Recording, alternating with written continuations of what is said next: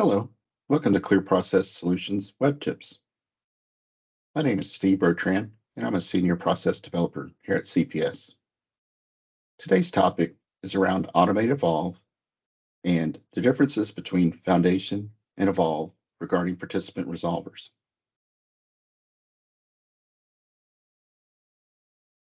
Winshuttle Foundation has approximately 15 different participant resolvers, and now Automate Evolve has only 3 types of participant resolvers. How do those translate? Well, first of all, what are participant resolvers?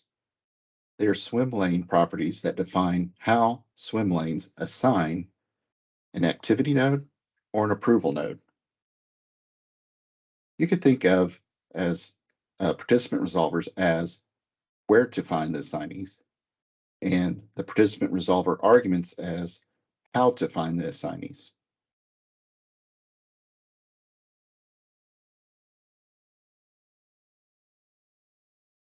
Let's take a look at a sample solution we have.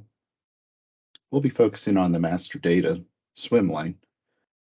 In this example, the participant resolver is set as a data connection, and the participant argument is set as master data, which is a group, and the column is email. So really, what are the main differences between Foundation and Evolve is really how and where you set up the data connections.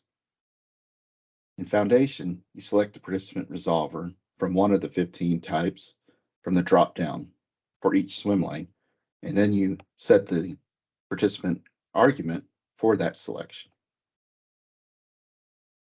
In Automate Evolve, you set up the data connections first.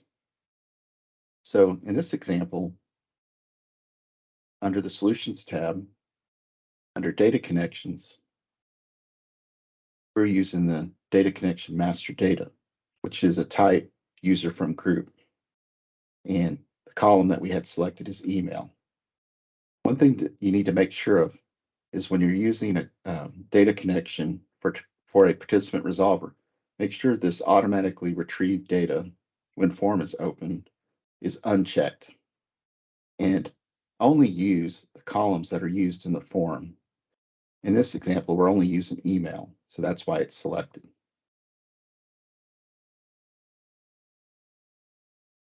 So like I was saying, really the differences between Foundation and Evolve are how and where you set up the data connections. So when you add a data connection, the type you'll see is very similar to Foundation, with a few exceptions of things that have been deprecated. And there's a few new ones. So at the end of the day, you're really only setting up the data connections one time, which can be used in both the form and the workflow. So really, even though there's a difference in the number of selections, it's just really how and where you set them up.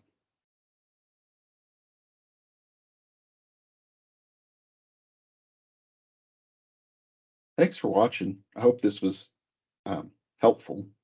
If you have any more questions, please reach out to our team at Clear Process Solutions. And we also have several other web tips, and they are all out on our YouTube channel. And please feel free to subscribe. We post web tips all the time, and when you subscribe, you'll be the first to get the notification. Thanks again for watching. Have a good day.